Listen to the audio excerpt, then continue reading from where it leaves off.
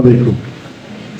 আজকে সকল অতিথিবৃন্দ, সম্মানিত শিক্ষকগণ, সামনে বসে সমস্ত ছাত্রছাত্রী, সবাইকে অভিনন্দন, শুভেচ্ছা এবং বিশেষ করে বিজয় দিবসের আন্তরিক শুভেচ্ছা। আমি আগেই ক্ষমা চেয়ে নিই যদি আমি কোনো বিরক্তির কারণ হয়ে থাকি, কেন আমি কোনো বিনোদনের জন্য তো আসিনি, গান করবো না। আমাদের কাজী হাসান সাহেব সম্পর্কে আমি পরে বলছি, ওনার বিশেষ অনুরোধে আমি চলে এসেছি। আমি আমার পরিচয় দেই। স্বাধীনতার পরপর আমাদের গানের পদযাত্রা নতুন একটি ধারা এই দেশে সৃষ্টি হয়, যেটাকে পপ সঙ্গীত বলা হতো। আমরা 5 জন ছিলাম।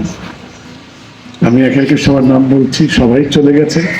আজম খান, ফকির আলমগীর, পিলু মমতাজ, ফিরোজ শাহী, যার উদ্যোগে আজকে এই পপ সঙ্গীতের উদ্ভাবন। সবশেষে আমার নামই বলি, ফেরদৌস ওয়াহিদ আমার নাম। আমাদের পথচলা ছিল পপ সঙ্গীত, আধুনিককে মধ্যেও আমরা বিশেষ করে যে পল্লী সঙ্গীত ছিল, সেই সমস্ত জনপ্রিয় গানগুলিতে আমাদের তখনকার আন্তর্জাতিক বিখ্যাত যন্ত্র সঙ্গীতের যন্ত্র ছিল তার একটি বিন্যাস ঘটনা, নতুন একটি সুরে নতুন একটি ধারার সৃষ্টি হয়। আমার চশমা সম্পর্কে যেটা বললো আসলে সেটা না। যখন একদম টেলিভিশনে প্রথম প্রোগ্রাম করতে যাই বা 1973-এ, তখন আমি দেখি আমার চোখ দিয়ে পানি পড়ছে। আমি পরদিন ডাক্তার কাছে গেলাম, বললো আপনার একটু সান অ্যালার্জি, আলো পেলে আপনার চোখ দিয়ে পানি পড়ছে। যখনই আপনি প্রোগ্রামে যাবেন, যেখানে আলো থাকবে আপনি কালো চশমা পরে নেবেন, তাহলে আপনার চোখের পানি পড়বে না। সেই থেকে আমার এটা পড়া এবং এরপর আর ছাড়া হয়নি। যখন রাত্রে আমি গাড়ি চালাই তখন কিন্তু আমার দিনের মতোই লাগে।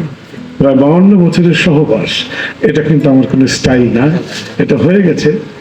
এখন তো সবাই সানগ্লাস পরছে, গানের শিল্পীরা, আমার ছেলেও পরে, হাবিব ওয়াহিদ, এবং সবাই এটা দেখি।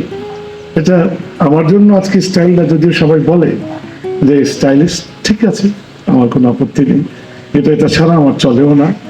আমি চাই না সবাই আপনার চোখের আমার অশ্রু দেখেন, পানি দেখেন। এই জন্য যে কোনো আলো পড়লেই আমার একটা পড়তে হয়। পড়তে পড়তে একটা অভ্যাস হয়ে গেছে। গাজী ভাই যে বললো না যে লোকে, আমি যদি কোথাও লুকিয়ে থাকতে চাই বা নীরবে হেঁটে যেতে চাই, শুধু চশমাটা খুললেই হবে, শহর এলাকায় বিশেষ করে, তখন আর মানুষ আমাকে সেইভাবে চিনতে পারে না, আমি আরামসে চলে যাই। আর এটা পড়লেই এটা চলে আসে। আজকে সবার আন্তরিকতা এবং খুবই ভালো। আমার কিছু জনপ্রিয় গান আছে যেগুলা জানি না তোমাদের শোনা হয়েছে কিনা। তার মধ্যে মামুনিয়া, এমন একটা মাদেনা, এই যে দুনিয়া কিশোরে লাগে, আমাকে বলছে এমন একটা মাদেনা একটু বলতে, তখন তো বলেন না দু লাইন গাবো নাকি সবার জন্য? একটা হাত তালিয়ে হয়ে যায়।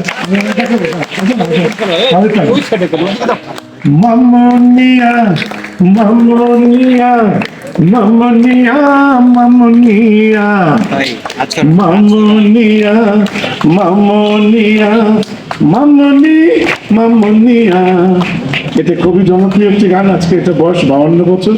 সবচেয়ে মজার ব্যাপার, এই মেয়েটি প্রথম আমার সাথে ভিডিও করেছিল সেই 50 বছর আগে। সে কিন্তু যখন মা হয় তার সন্তানকে এসে আবার একই গানে ভিডিও করে। এই মেয়ে যখন বড় হয়ে মা হয় সেও করে। আমি জানি না তোমরা কজন এই গানটি শুনেছ এবং আমাকে না চিনার, গানটি না শোনারই কথা, তবে এই গানটি এত বেশি চলে হয়তো তোমাদের শোনা। এরপর এমন একটা মাদেনা, এই যে দুনিয়াতে সবাই জানো, এটার মূল গানটা গিয়েছিলেন আব্দুল আলিম সাহেব। আমার ভাগ্যে এটা জুটেছিল এক মুঠো ভাত ছায়াছবি। পরিচালক সাহেব এসে বললো আমি আপনাকে যে গানটা গাওয়াতে চাচ্ছি। এই যে দুনিয়া কিসের লাগিয়া এত যত্নে গড়াইয়াছেন এই যে দুনিয়া। আরেকটি গান খুবই জনপ্রিয়, খুবই লাকি আকান্তের সুর, বাবা নুরুল হুদা সাহেবের লেখা। গানটি ছায়াছবিতে গিয়েছে প্রাণের স্বামী। গানটি হলো আগে যদি জানতাম তবে মনে ফিরে চাইতাম এই জ্বালায় আর প্রাণের সবে না। ও মনুরে কিসের তরে রই গেলি তুই, আগে যদি জানতাম তবে মনে ফিরে চাইতাম এই জ্বালার প্রাণ সবে।